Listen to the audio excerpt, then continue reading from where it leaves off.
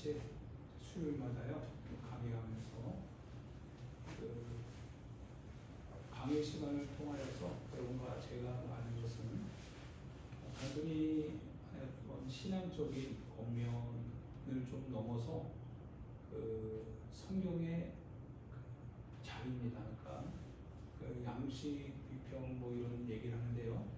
그 성경이 지금 이런 서신서가 쓰여졌을 때 어떤 상황에서 쓰여졌는지, 그리고 사도 바울 쌤이 어떠한 배경, 어떠한 처지, 어떠한 환경에서 이 편지가 그 대상을 그리고 그 환경을 향해서 쓰여질 수 있었는지, 그걸 이제 양식 비평이라고 해요. 그래서 그 삶의 자리죠. 이 성경이 말하는 그 현장, 그 현장을 이제 우리가 살펴보는 겁니다.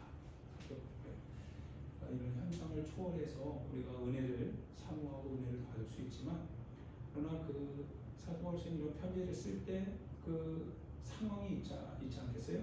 우리가 고린도 전후서를 우리가 봐도 고린도 전후서에서 편지를 쓰는 사도 바울 선생님의 그 현장, 그리고 대상, 그리고 그 교회의 사정, 그리고 왜 그분이 그와 같은 때로는 부드럽게 때로는 강하게 이렇게 대처해 나갈 수밖에 없었는지에 대한 그런 하나의 자리들.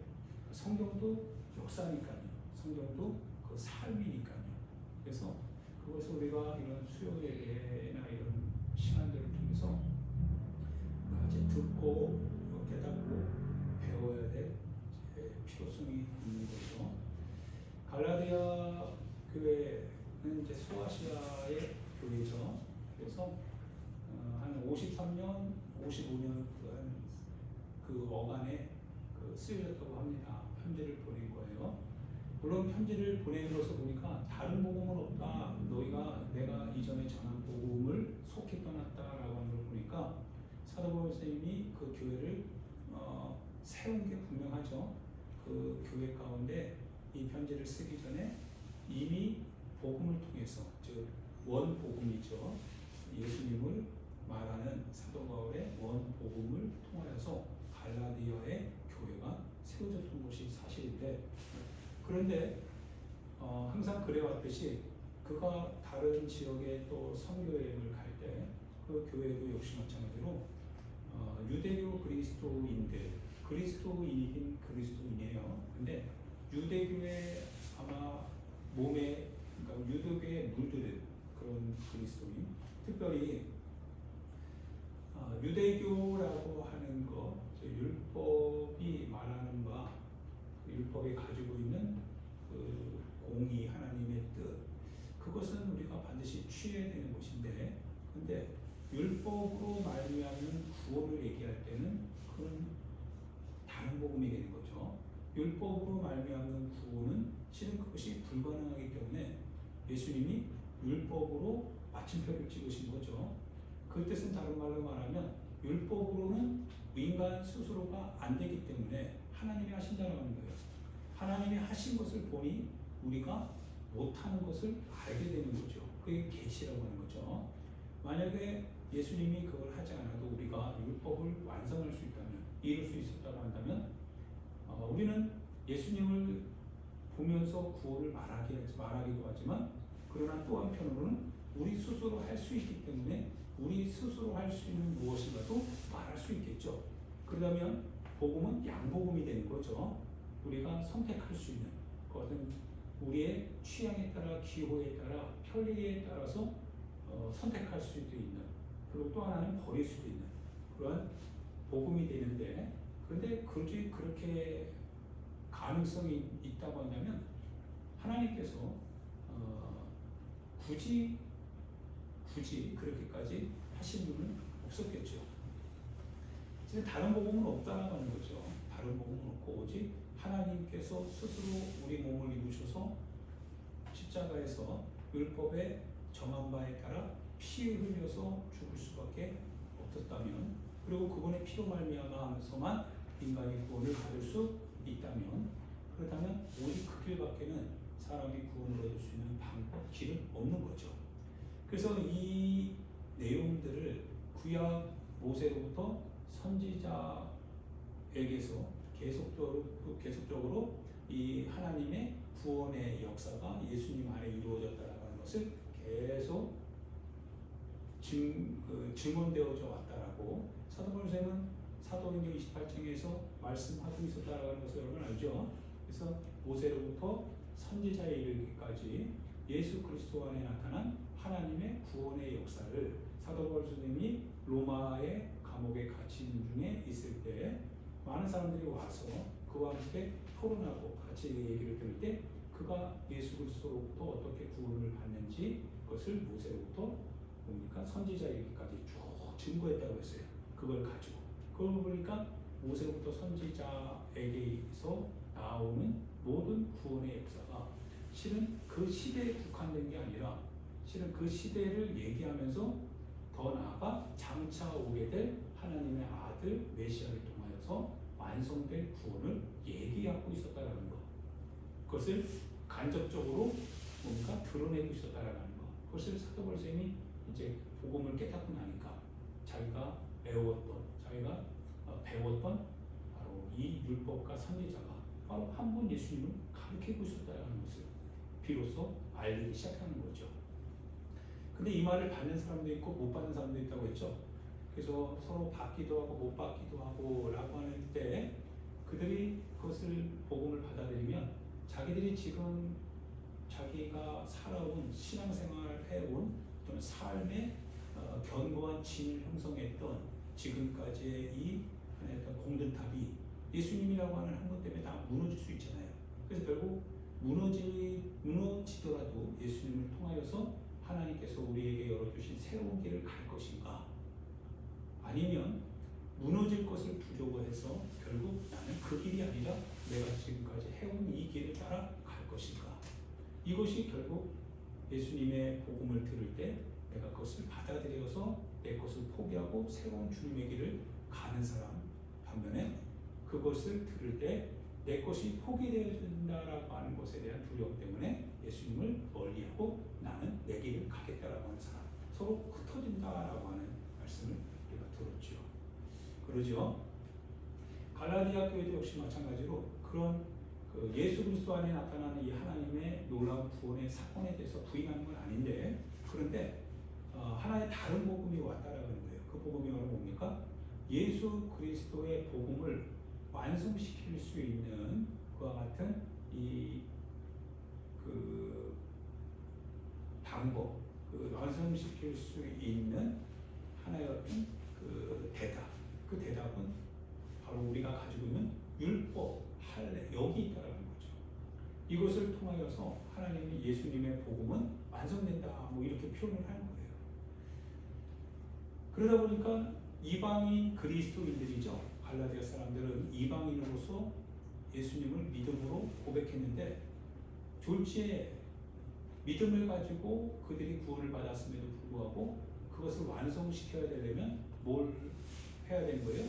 할례를 받고 유대인의 율법을 따라 살아야 되는 거죠. 그러니까 유대인의 율법을 통하여 사는 것을 이제 복음의 완성이라고 얘기한다면, 그렇다면 복음 자체로는 완료된 게 아니죠. 복음 자체로는 완전한 게 아닌 거죠. 복음 자체, 즉 복음을 믿고 따르는 것은 완전한 게 아니라 그것이 완전하게 되려면 실은 복음 안에서 율법을 수행해야 된다는 겁니다. 그러니까 인간의 안에 어떤 뭘 요구하는 거예요? 인간의 어떤 하나님의 결핍된 이 복음의 빈자리를 인간의 행위를 통해서 완성해야 된다라고 하는 거예요. 그럼 결국 하나님과 인간이 서로 협동해야 된다는 거죠. 완료되기 위해서는 반드시 복음 자체만으로는 아니다, 이거 절대적이지 않다 이거예요. 그래서 이런 유대교 그리스도인들이 하나의 어떤 권위를 가지고 갈라디아 교회에 들어왔을 때 이 갈라디아 교인들이 한 2, 3년 정도 지났나요? 어느 날 보니까 자기들이 믿음을 통해서 구원을 받았던 복음의 그 현장에서 그들이 어느새 떠나 있더라 이거예요. 어느새부터가 그들이 뭐예요? 휩쓸리기 시작했다는 거예요. 다시 다른 복음, 즉 유대교의 복음, 유대교의 율법을 따라 살아가야 된다라는 불가피성 속에서 있다라는 거예요. 마치 이런 거죠. 복음 안에서 우리가 구원을 받았는데요. 그 복음 안에서 구원을 받은 것, 그것만으로는 실은 뭔가 부족한 것 같아요. 자, 부족한 것은 아니에요. 부족한 것이 아니라 부족한 것 같은 거죠. 내 느낌상, 내 어떤 하나의 어떤 상황, 정황상, 나를 보니까 내 성경 속에서 내가 내 자신을 보니까 부족한 것 같은 거죠. 단지 믿음만으로도 되나? 단지 주님을 바라보는 믿음만으로도 되는 건가? 그분이 예수 그리스도 안에서 이런 우리가 하나의 사건을 한번 생각해 보는 거예요. 하나님께서 우리의 불가능한 것을 알아요. 불가능하다는 것은 99% 법대로 잘 살아가는 사람도 1%를 못 지키면 그거는 불완전한 작품이죠. 그거는 완성된 작품이 아닙니다. 인간은 끊임없이 가장 높이 가는 사람도 실은 99.9999999 100% 될 수가 없어요. 될 수 없다는 것은 여전히 작은 죄나 큰 죄나 동일한 죄에 대한 값은 사망이기 때문에 사망의 열매에서 벗어날 수 없다는 겁니다. 그래서 이 불가능한 인간의 현실을 하나님께서 뭐예요? 그것을 가능한 현실로 만들어 주시기 위하여서 오직 어디 안에서? 믿음으로 말미암는 복음 안에서. 그래서 주님이 직접 오셨다는 거예요. 육신의 몸을 입고 육신이 불가능하니까 불가능한 육신 안에 그러니까 사망의 값을 치르게 하신 거예요. 그래서 하나님께서 거룩하신 분이 죄 없으신 주님이 죄를 뒤집어 쓰고 그래서 1년 된 흠도 없고 점도 없는 짐승이 그 피를 쏟아서 죄를 고백하는 고백자의 죄를 해결하듯이 거룩하신 하나님의 아들이 우리의 죄를 씻기 위하여서 거룩하시니 죄의 흠을 뒤집어 쓰셨다 이거예요. 그것이 하나님의 구원의 플랜입니다. 그렇게 해서 우리를 구원하시겠다는 거예요. 그분이 그것을 하시고 그리고 그거를 바라본 적, 쳐다보는 사람들은 다 살기로 결정하셨다는 거예요. 살기로. 바라본다라는 거, 쳐다본다라는 거. 그래서 주님이 근데 살리기로 거기에 계획을 하셨다라는 거. 그래서 그 계획대로 우리는 바라보았을 때 하나님이 말씀하신 것을 지키시는 분이죠. 하나님이 말씀하시는 바 나를 바라보는 사람을 고치시겠다는 거예요. 치료하시겠다는 거예요. 영육간에 고치시는 하나님의 은혜가 흘러가게 하겠다는 거예요. 그 피를 본 적 지나가겠다는 거예요. 그래서 우리의 죄를 주님의 십자가의 그 보혈을 쳐다보는 모든 사람에게 그거를 적용시켜 준 겁니다. 덮어주신 거죠. 덮어주신 거예요. 그래서 6월절이라고 하는 규례가 우리가 뭡니까? 예수 그리스도의 십자가를 생각하는 거죠. 6월절 그 문지방에 문설주에 바른 그 피를 볼 때 죽음의 사자가 지나간다는 거예요. 넘어간다는 거예요. 패스오고 넘어간다는 거죠. 그 속에 누가 있든지 간에 상관없이 그 속에만 있다면 그 피를 보고 넘어가겠다는 거죠. 할렐루야. 복음이라고 하는 것이 그래서 비밀이고요. 그 안에 내가 있어요. 근데 나 같은 사람이 죽어야 되는데 근데 안 죽어요. 근데 아무리 생각해봐도 죽을 것 같아요. 죽을 것 같아요. 일단 피가 발라져 있어도 내가 나를 보면 죽을 것 같아요. 난 죽을 인생이야. 난 죽어야 돼. 나는 살 가치가 없어. 그런데 놀라운 것은 하나님은 뭐라고 말씀하셨냐면 문설주에 피를 바르래요. 피를 본 적 지나가겠다는 거예요. 그래서 일단 뭐 긴가 민가 하든 뭐 어쨌든 간에 그래서 뭐 문설주에다가 그 집을 지탱하는 문설주에다가 피를 쫙 발랐어요. 그런데 정말 아니나 다를까 사망의 천사가 지나갈 때 피를 본 적 넘어가더라 이거예요. 그리고 피가 발라져 있지 않은 집은 싹 다 초상집이더라 이거예요. 그게 6월절 규례죠. 이 6월절을 너희가 지키라고 하는 거죠. 그래서 방해에서는 6월절 어린 양을 또 잡기도 하고요. 그리고 예수님도 6월절에 어떻게 됐어요? 십자가에 죽이심을 당하죠. 그분이 6월절 어린 양인 거죠. 사례요한이 그분을 보고 많은 사람들의 죄를 담당하고 짊어지고 가는 하나님의 어린 양이로다 이 표현을 쓰잖아요. 하나님의 어린 양인 거예요. 즉 6월절 어린 양이 되셨다 이거예요. 하나님께서 그걸 하신 거죠. 하나님께서 그 계획을 시나리오를 바로 예수 그리스도의 십자가에 하신 거예요. 그리고 예수님께서도 니고데모를 통하여서 뭐라고 하시냐면 모세가 광야에서 뱀을 든 것 같이 인자도 들려야 하리니 그것을 쳐다보는 모든 사람은 살 것이다 라고 하는 거죠. 그것이 하나님이 세상을 이처럼 사랑하시는 방식입니다. 그러니까 하나님이 세상을 사랑하는 방식은 우리에게 뭔가를 주고 우리의 삶의 어떤 무엇인가를 응답해주고 그거는 부수물이고, 하나님이 우리를 사랑하는 방식은 하나님 자신을 희생하는 방식이죠. 근데 우리가 생각하는 방식은 뭡니까? 하나님이 희생하는 방식을 우리가 받아들이는 것이 그것이 의미가 있는 건데요. 우리 입장에서는 우리가 희생하기를 원하는 거예요. 우리가 뭔가 희생하고 우리가 뭔가 하나의 결과물을 내야 되는 거죠. 근데 율법이 그걸 요구하는데 율법 아래에서는 결과물이 실은 우리 다 죄덩어리죠. 율법이 우리에게 요구하는 바를 우리가 행하려고 하면 그 결과물을 율법은 요구하죠. 의의 결과물, 거룩함의 결과물을 요구하는데, 그런데 그 결과물을 우리는 볼 때마다 우리는 죄인입니다 라고 하는 것밖에 없는 거죠. 즉 율법으로는 하나님의 의를 인식할 수 있는데 그 의를 완성할 수는 없다라고 하는 거예요. 할렐루야. 이해됩니까? 그래서 이 갈라디아 교인들이 그들은 이방인이기 때문에 유대교의 율법을 잘 몰라요. 유대교의 율법을 몰랐지만 그럼에도 불구하고 바울을 통하여서 말씀되어지는 하나님의 복음의 약속을 그들이 들을 때 그걸 그들은 듣고 그게 믿어진 거예요. 그래서 믿었어요. 우리는 죄인이다 라고 하는 걸 믿었어요. 근데 그 죄를 해결하는 것은 율법을 통한 해결이 아니라 율법을 완성하신 예수 그리스도 통한 해결이에요. 예수 그리스도가 율법과 분리된 게 아니에요. 그분은 율법을 완성하신 분이죠. 그리고 우리가 그분 안에 뭐 하는 거예요? 참여하는 거예요. 할렐루야. 그분이 우리가 감당해야 될 율법의 모든 조건을 그분이 완성시켜 주셨고, 완성시켜 주신 그분의 배에 우리가 승선하는 거랑 똑같은 거예요. 그분이 우리를 보호해 주는 거죠. 그분이 우리를 덮어주는 거죠. 그분 안에서 하나님이 우리의 죄를 간과, 즉 지나치시겠다 해요. 지나치는데 그냥 지나치는 게 아니라 뭐를 보고? 예수 그리스도의 보혈을 보고 지나가겠다는 거예요. 할렐루야. 복음은 여기 있는 거예요. 우리가 죄가 없다라는 게 아니에요. 우리 죄가 있습니다. 그리고 그 죄를 하나님께서 그냥 지나치다라는 게 아니에요. 하나님이 그냥 지나치면 주님이 불의한 분이시죠. 그분이 세상을 어떻게 심판하세요?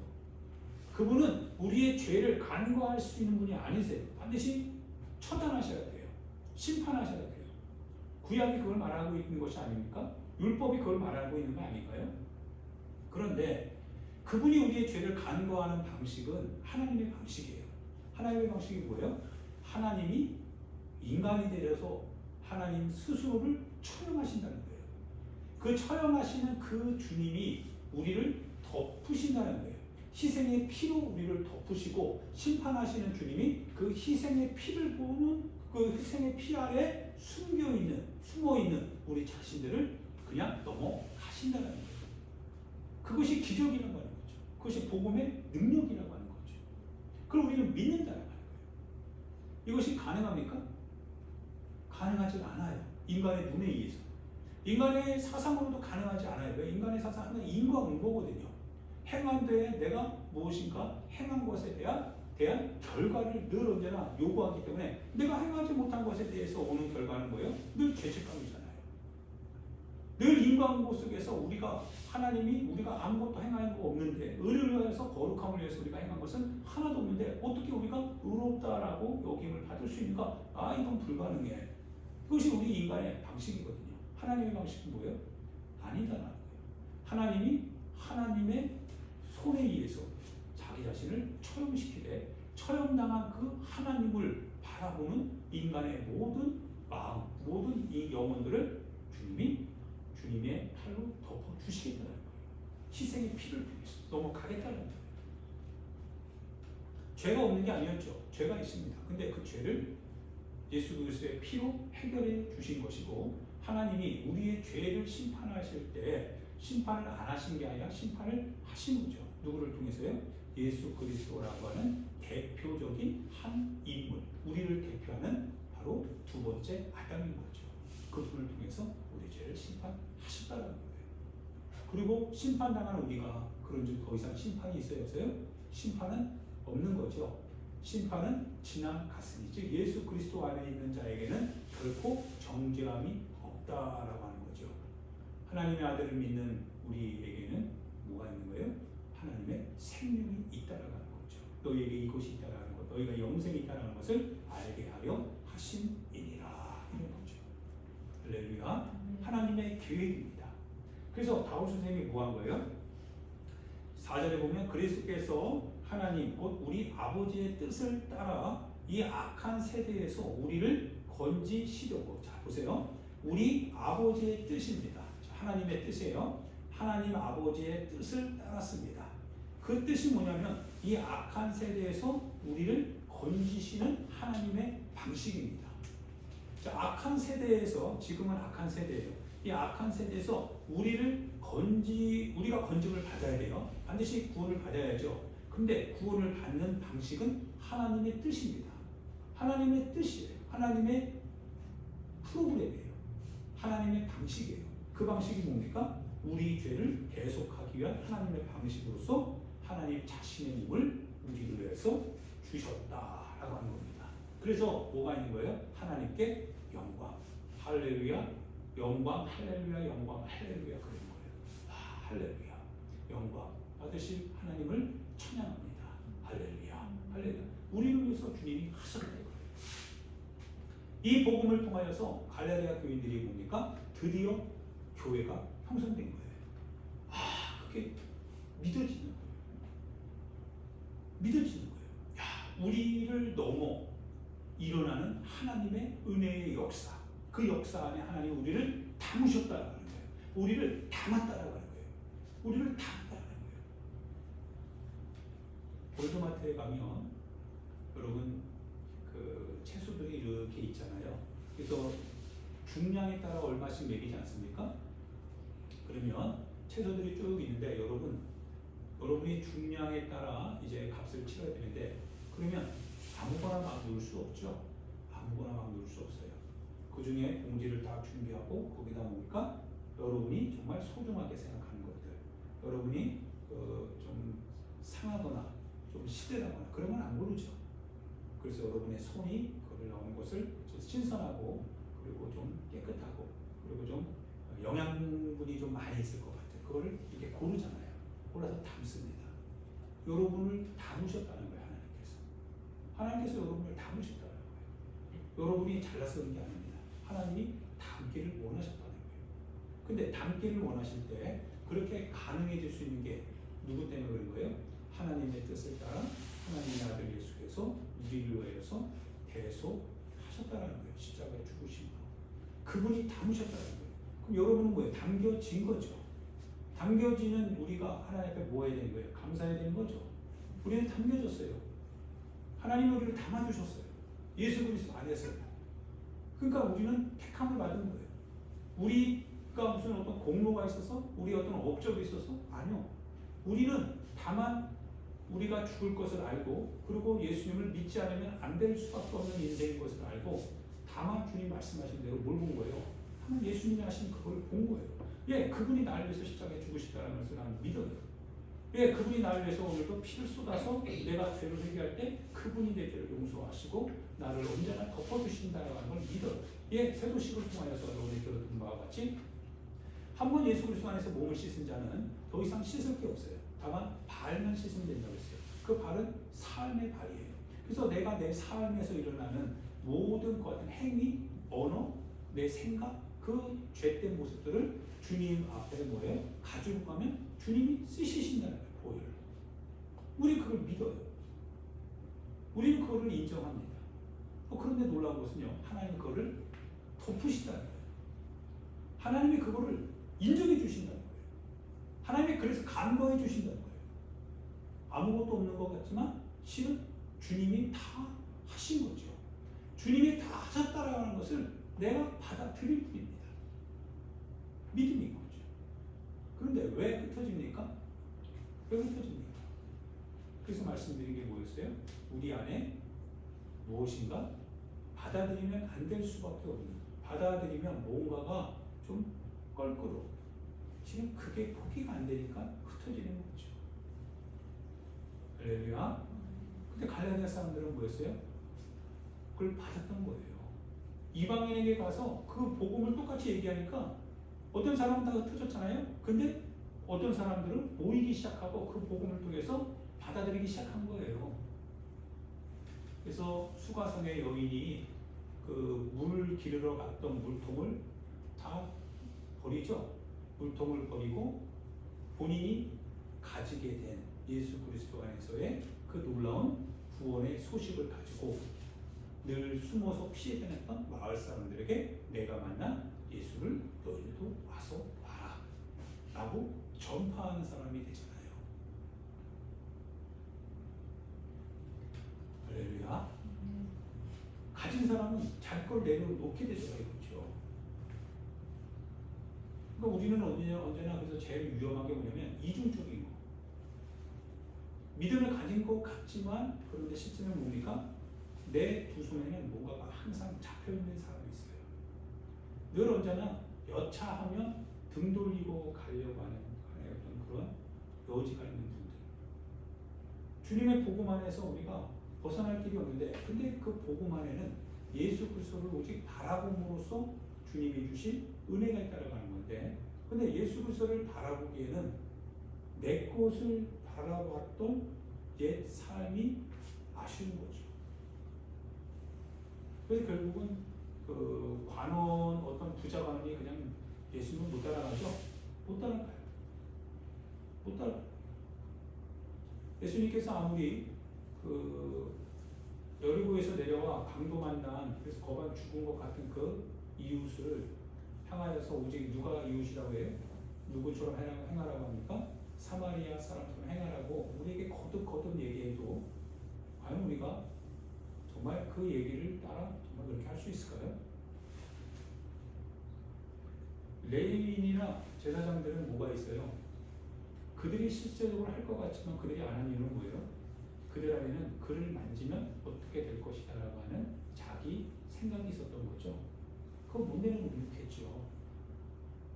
안 되는 거예요. 주님의 말씀을 내가 의지하고 바라보고 그대로 그냥 그 안에 담기면 주님이 하시는데 그런데 우리가 그렇게 안 되는 것은 지금 우리 안에 안 될 수밖에 없는 이유가 있기 때문에 그래요. 이게 이중적인 거죠. 참 아이러니한 거죠. 복음이 어려운 게 아닌데 근데 복음이 어려운 게 아닌데 누가 어렵냐면 우리 자신이 어려운 거예요. 늘 복음을 복잡하게 만드는 건 복음이 복잡한 게 아니라 우리가 복잡한 거예요. 우리가 원하는 것을 얻으려고 하다 보니까 우리가 취하고 싶은 것만을 취하려고 하니까 그래서 복잡해지는 거예요. 예수님은 복잡한 게 아니거든요. 우리가 정말 가난해지고 우리가 정말 연약해지고 우리가 정말 의지할 곳이 없다면 예수님은 정말 단순해질 겁니다. 우리에게서 그 예수님은 정말 간단하게 될 겁니다. 그냥 뭐 짜장면 짬뽕 이렇게 두 가지 이렇게 놓으면 헷갈리잖아요. 짬뽕 뭘까? 짜장면 뭘까? 근데 짜장면만 유명한데 짬뽕 나라에요. 전 짬뽕만 있어요. 그러면 어려운 거 아니죠? 근데 우리 마음에 뭡니까? 두 가지 생각이 있어요. 짬뽕이나 짜장면이나. 짜장면이 주는 맛이 있잖아요. 짬뽕이 주는 어떤 하나는 매콤함이 있잖아요. 그 생각이 우리 안에서 우리의 생각을 자꾸 갈등으로 일으키죠. 복음은 하나거든요. 우리 예수 그리스도 외에 달리 다른 복음은 없다고 했어요. 그건 하나입니다. 그런데 우리 안에 두 가지가 있는 거예요. 그래서 헷갈리는 거예요. 더 무서운 건 뭐냐면 더 무서운 게 뭘까요? 더 무서운 게 뭐냐면 한 가지를 선택한 사람은 거기에 감사하고 그 길을 가는데 두 가지 때문에 선택하지 못한 사람은 자기가 선택하지 못한 것에 대해서 그걸 뭐예요? 그거를 합리화시킨다는 거예요. 그럴 수밖에 없다라고 하면 일반화시킨다는 거예요. 그래서 본인도 못 받아나는 거예요. 해결할 길이 없다라는 거예요. 그게 너무 무서운 거예요. 오늘 현대적인 사람들의 모습이죠. 복음은 간단합니다. 근데 우리가 복잡해요. 근데 복잡해진 그것을 우리는 합리화시키는 게 더 복잡하게 일을 만들어가요. 꼬이게 됩니다. 거기서 비판이 나오고 거기서 시기가 나오고 거기서 여러 가지 불협화음이 나오게 되죠. 복음은 너무 단순한데 그런데 이 사람들의 삶이 너무 복잡하게 되어졌습니다. 예, 그렇습니다. 이 복음을 들었습니다. 그래서 갈레네 사람들이요 복음을 듣고 믿음을 가져서 기뻐했는데 그 교회가 정말 그 당시 뭐 순수하죠. 그렇죠? 순수하죠. 복음 같은 이 놀라운 역사. 그 당시는 뭐 노예제도부터 시작해서 뭐 항상 뭡니까 인간고식이고 값을 치러야 되고 값에서도 팔려가기도 하고 늘 짓눌려야 되고 없으면 당해야 되고 이런 굉장히 그런 곳이었는데 근데 노예나 주인이나 뭐 상관없이 예수 그리스도의 은혜 안에서 모든 사람들은 다 뭐예요? 하나님의 자녀라고 합니다. 우리의 어떠한 그 근원적인 그 차별적인 어떤 행동들, 언어들 배우고 배우지 못한 사람, 가지고 가지지 못한 사람들의 어떤 차별적인 대우, 차별적인 분위기 그런 환경에도 불구하고 예수님은 다 자녀래요. 하나님의 나라는 공통적이에요. 얼마나 좋아요. 얼마나 좋습니까? 왜냐면 그게 좋을 수밖에 없는 거예요. 지금은 그게 좋지 않죠. 오히려 그게 오히려 더 불편하게 느껴질 세대 아닙니까? 왜냐면 우리가 원하는 좋은 것도 너무 많이 있으니까 그걸 내가 누리지 못해서 지금 불안해한 거지 그걸 못 가져서 불안한 게 아니거든요. 근데 그 당시 사람들은 뭐예요? 그 당시 사람들은 그냥 일단 한번 노예로 태어나면 노예인 거예요. 늘 끊임없이 그런 삶을 살 수밖에 없었던 거죠. 절망적인 거죠. 희망이 없는 거죠. 그런데 예수 그리스도 그분 안에서는 사람의 이런 계급 논리와 달리 하나님 안에서는 공통적인 거예요. 똑같이 평등한 거예요. 남자나 여자나 헬라인이나 유대인이나 야만인이나 지혜 있는 자나 예수 그리스도 안에서는 다 하나님의 자녀예요. 하나님의 백성이다라는 거예요. 이야, 얼마나 좋아요. 복음인 거죠. 그분 안에 있으면 그냥 좋은 거예요. 물론 고린도 교회 안에서 다른 복음을 가지고 들어오는 나쁜 이 거짓 선생들 때문에 교회가 쑥대밭 되죠. 난장판 되잖아요. 차별도 나눠버리잖아요. 못된 놈들. 근데 거기에 또 휩쓸려 가요. 사람이 약해서. 근데 예수 그리스도 안에서는 다 평등합니다. 그러면 왜 평등한 교회가 왜 우리가 하나님의 백성으로서의 공통된 분모를 갖고 살아가는 저희들의 신분이 왜 나눠지고 왜 찢어지고 이 교회 저 교회 이 사람 저 사람 이 목사님 저 목사님 왜 이렇게 되느냐 그리고 비판하고 쟁투하고 시기하고 왜 그렇게 됩니까? 실은 복음은 단순하지만 그렇게 하는 사람들의 마음속에는 자기가 원하는 뭔가가 있기 때문에 그렇습니다. 그게 사람을 부패하게 만든 거예요. 그리고 그것이 교회를 부패하게 만든 거죠. 어저께 지방에를 갔다 왔는데요. 저는 뭐 지방에 왕따잖아요. 그래서 그냥 큰 교회길래 앞에 목사님들 쫙 있어요. 근데 저는 뭐 그냥 뒤에 그냥 쥐지 긁듯이 성경 좀 피고 그냥 가만히 있었어요. 근데 조금 멋졌더라고요. 그래서 앞에 좀 다시 갔다가 얼른 나왔는데 그 안에서 일어나는 어떤 분이 저한테 와요.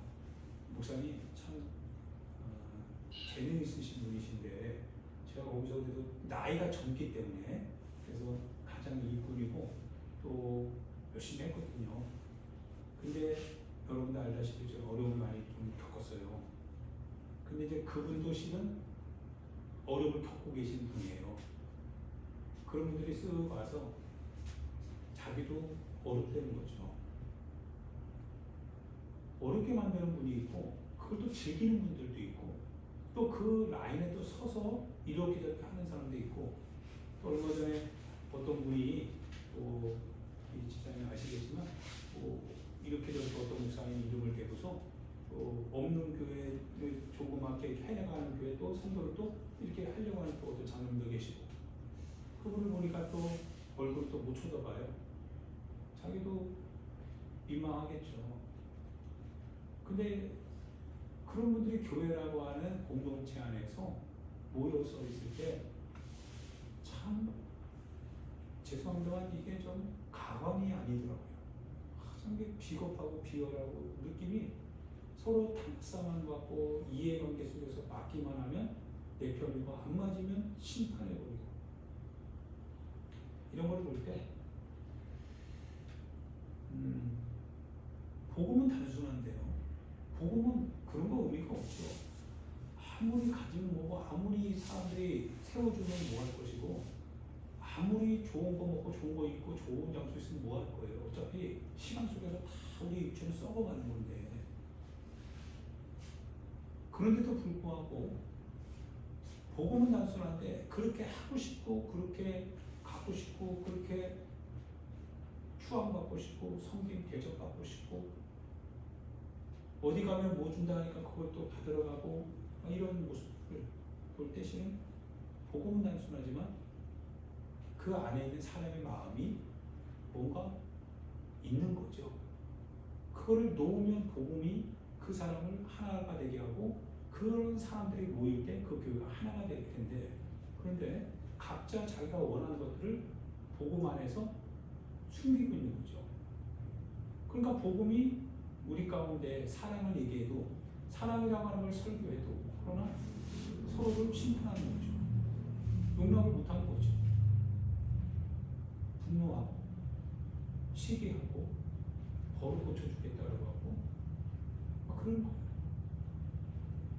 얼마나 참이 난장판입니까?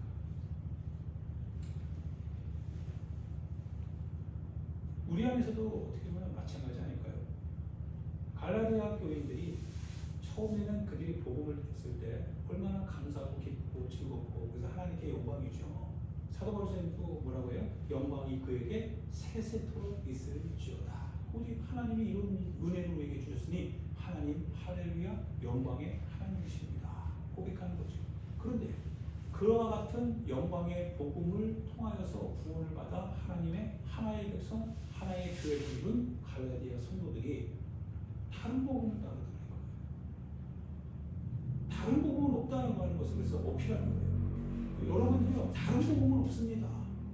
여러분 자신들이 다른 것을 가지고 있기 때문에 다른 복음이 생긴 거지 다른 복음이라고 하는 건 없습니다. 오직 내가 전한 이 그리스도의 복음, 십자가에 달린 그 예수 그리스도 안에서 하나님 우리를 구원하기를 원하셨다라고 하는 거, 그분을 보고 믿는 이거 외에는 달리 구원이 없다라고 하는 이 오직 유일하고 절대적인 복음 외에는 아무 복음도 없습니다.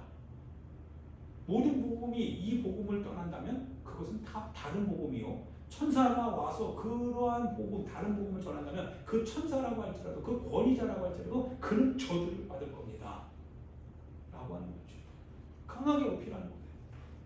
그런데 어떻게 이렇게 순간 떠날 수 있겠냐, 떠날 수 있게 되는 이런 결과를 초래했느냐라고 하면서 사도 바울이 너무 놀랍게 생각하는 거죠.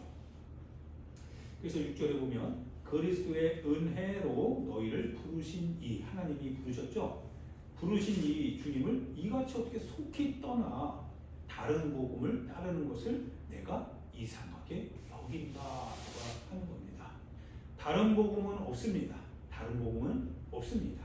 다만 어떤 사람들이 보세요. 다른 복음은 없는데 다만 어떤 사람들이 여러분을 지금 미혹하고 혼란하게 하여서 여러분이 가지고 있는 그리스도의 복음 안에 나타난 하나님의 구원의 역사를 뭐예요? 변하게, 즉 부패시키고 있다 이거예요.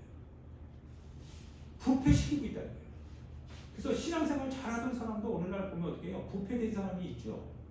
신앙의 길을 장로 될 때도 어떻게 합니까? 하나님의 교회, 하나님의 나라, 하나님의 영광을 위하여서 주의 종과 주의 교회를 위하여서 헌신하는 거거든요. 그런데 뭔가 시간 속에서 뭐예요? 다른 것들이 들어오잖아요. 다른 것들이 뭡니까? 장로들의 모임, 하나의 어떤 정치적인 모임, 거기에 가다 보면 다른 소리들을 듣게 되거든요. 그러다 보면 자기의 위치가 어느 순간부터 높아지기 시작하는 거예요. 그러니까 교회 안에서 막 윽박지르게 되고 자기 뜻을 막 관철시키려고 하고 그러지 않으면 다 틀렸다라고 하고 그래요. 목사님이 어느 날부터 막 눈치 봐야 돼요. 그럽니다. 처음부터 그런 게 아니거든요. 그런데 변한 거예요.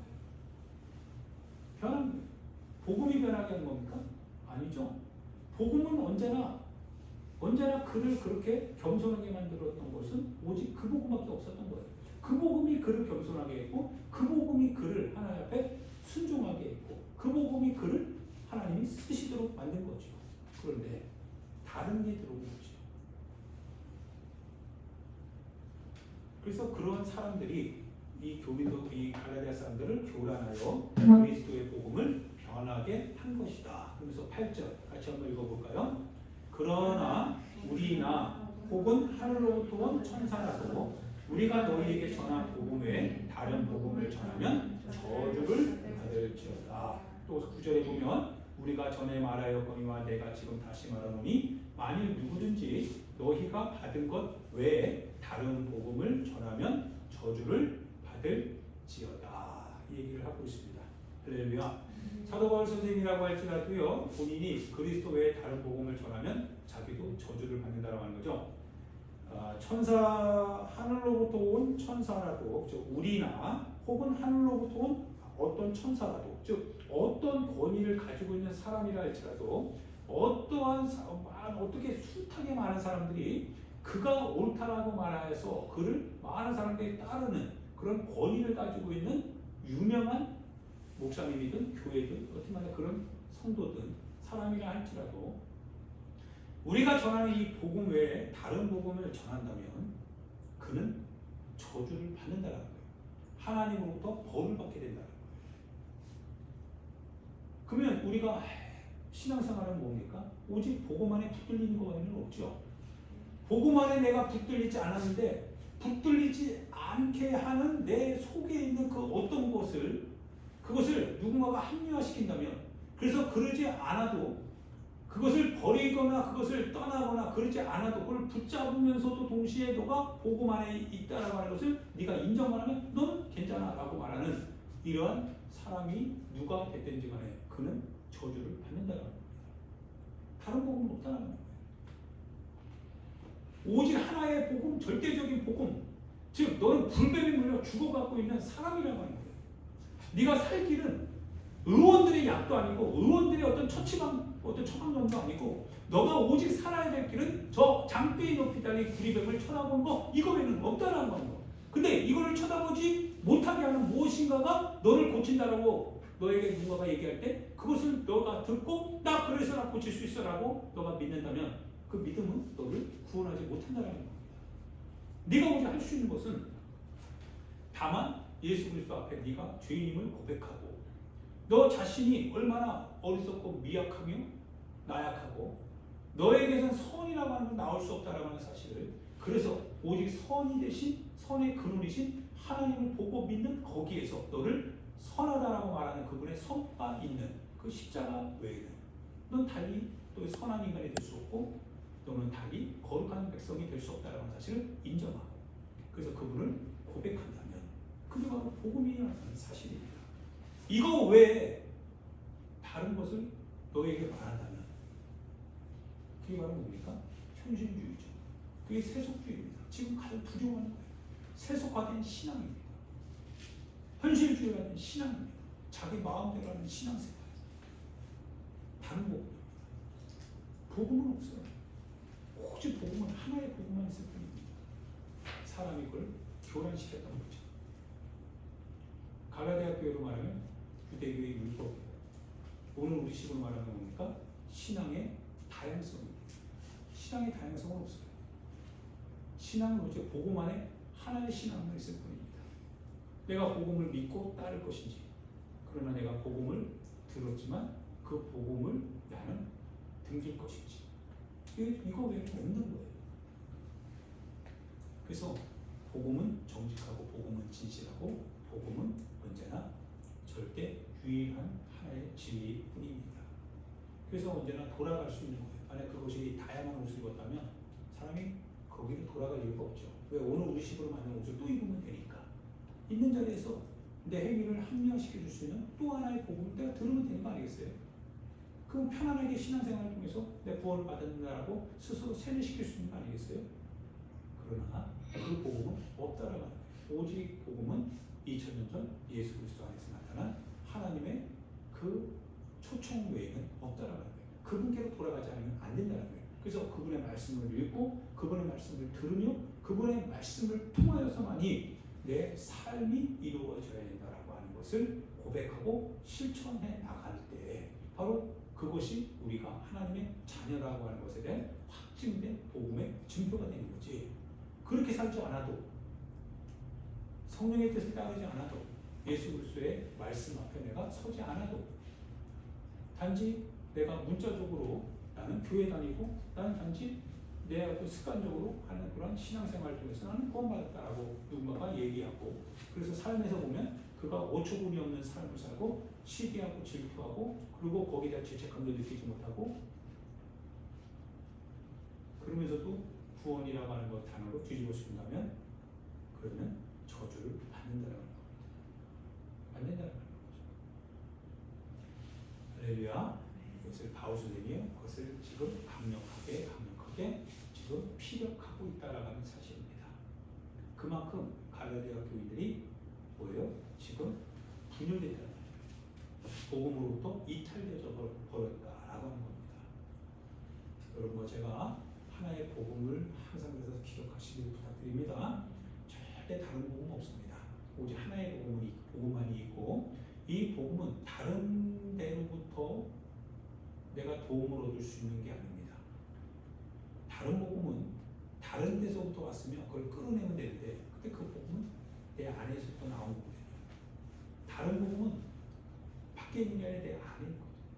그래서 내 안에서 싸워야 됩니다. 끊임없이 내 안에서 내가 들은 이 복음, 첫 번째 복음, 하나님의 복음 이거를 가지고 있는데 그 옆에는 자꾸 나를 교란시키는 또 하나의 여러 가지 세상적인 복음들 좋은 소리들 그것이 있는데 그것을 내 스스로가 신앙의 싸움 속에서 이겨내야 되는 거예요. 할렐루야. 할렐루야. 그래서 여러분들이 하나님 앞에서 항상 신앙생활 잘 할 수 있게 부탁드리고 저도 마찬가지고 여러분도 마찬가지고 늘 주야로 하나님의 말씀을 읽고 기도하는데 견디지 마시고 항상 내 마음을 성찰하는 기도하시면서 그러면서 여러분 자신이 끊임없이 다른 복음과 싸워서 그 복음을 몰아내고 오직 하나의 복음 예수 그리스도를 붙드는 여러분 제가 되기를 예수님의 이름으로 축원드립니다. 우리 같이 하나님의 말씀을 생각하면서